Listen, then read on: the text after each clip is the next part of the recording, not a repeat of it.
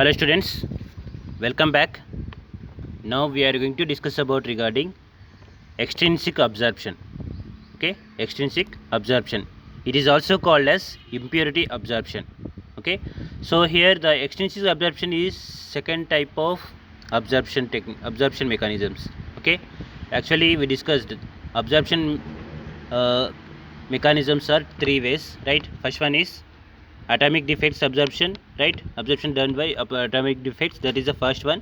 Second one is extrinsic absorption, it is also called as impurity absorption, and third one is intrinsic absorption. So these three are the types in absorption mechanisms, right? So now coming to the second one, extrinsic absorption. Okay, so it is also called as impurity absorption, right? So it results from the extrinsic absorption results from transition metal ions such as iron, chromium, cobalt, and also from OH minus water ions that are dissolved in glass.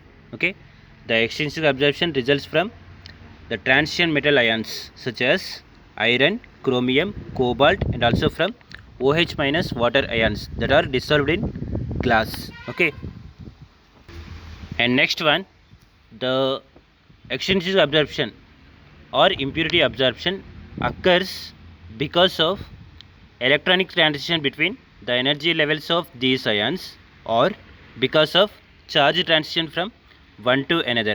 Okay, the extrinsic absorption occurs because of electronic transition between the energy levels of these ions or because of charge transition from one to another. Next, the modern vapor phase fiber technique. It is one of the fiber fabrication technique. Okay, it is one of the fiber fabrication technique. The modern vapor phase fiber technique for producing a fiber preform have reduced the transition metal impurity levels by several orders of magnitude. Okay, such low impurity levels allow the fabrication of low loss fibers.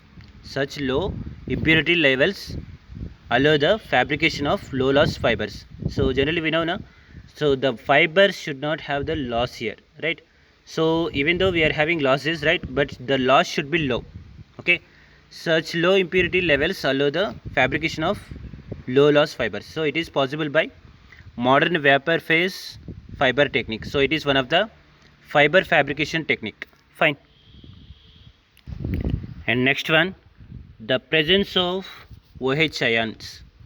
Okay, the presence of OH ion impurities in a fiber preform results from oxyhydrogen flame. The presence of OH ion impurities in a fiber preform results from oxyhydrogen flame used in the hydrolysis reaction of these materials. Okay, SiCl4 and GeCl4 and PoCl3. Okay, the presence of OH ion impurities in a fiber preform results from oxyhydrogen flame used in the hydrolysis reaction of SiCl4, GeCl4 and PoCl3, right? And now if you see the graph between the attenuation and then wavelength here, okay, if you see this graph, right, so in y-axis I have taken the y attenuation here. Next in x-axis we have taken wavelength, right? So here it is having graph, right, and it is having three tones, okay, three peaks. Okay, so here the large absorption peaks, right, those are called as overtones. Okay, those are called as overtones, that are the first overtone, second overtone and third overtone. So these are the first overtone, second overtone and third overtone. Here the large absorption peaks occurs at 1400, 950 and 725 nanometer. So if you see the figure here, the large absorption peaks occurs at 725, and then here the another absorption peak at 950. Okay, and another one is 1400.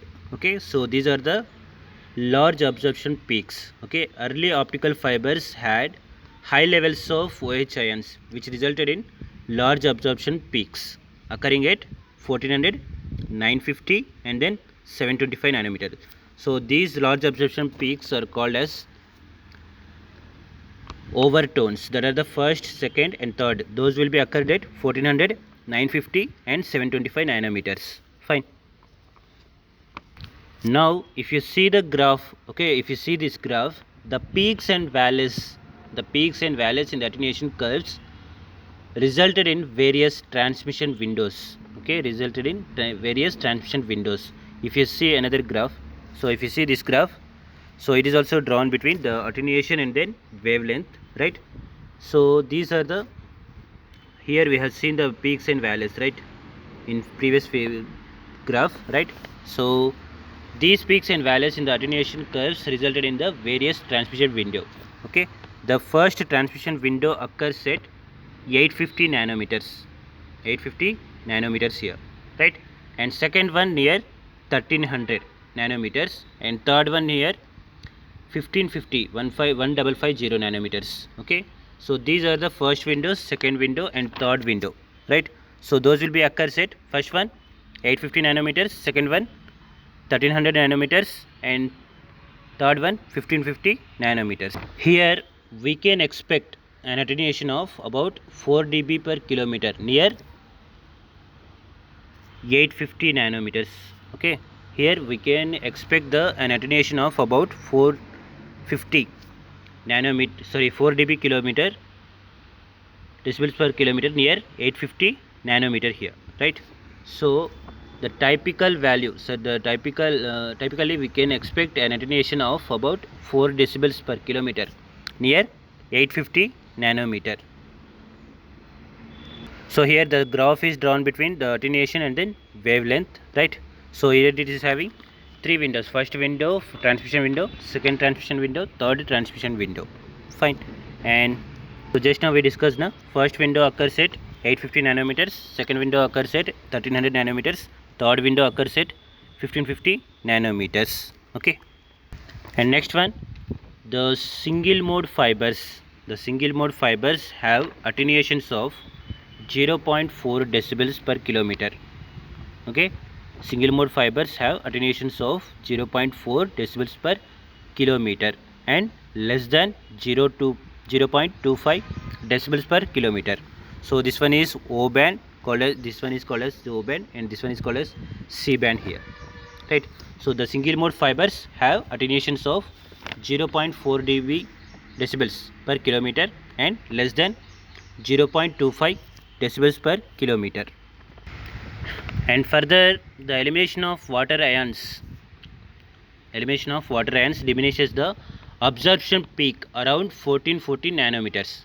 Okay, that is the E band. If you see this figure, okay, so the elimination of water ions diminishes the absorption peak around 1440. So if you see this figure, so you got a peak here, right?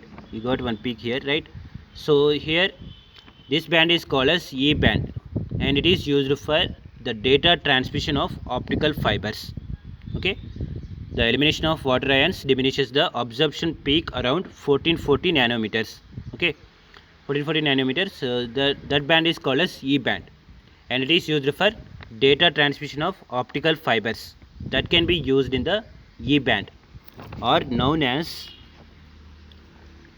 low power peak or full spectrum fibers. Okay, once again I am repeating, the elimination of water ions diminishes the absorption peak around 1440 nanometers, and that band is called as E band, and that is used for data transmission of optical fibers, and that can be used in the E band, or known as low power peak or full spectrum fibers.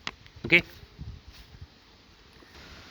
so that is regarding extrinsic absorption, right? So this one is second mechanism in absorption techniques, right? Absorption mechanisms. So first one is atomic defects absorption, right? Second one is extrinsic absorption, and third one is intrinsic absorption. So here we have seen in absorption mechanism, so these are the three types. First one, absorption by atomic defects. Second one is extrinsic absorption, and third, it is also called as impurity absorption. Extrinsic absorption is also called as impurity absorption. And third one is intrinsic absorption. So up to now we have discussed these two. First two we have discussed now up to now, right? So in next video we see about regarding intrinsic absorption. Okay, so that is regarding extrinsic absorption today. So in next class we see about regarding intrinsic absorption. Okay, thank you all. Thank you.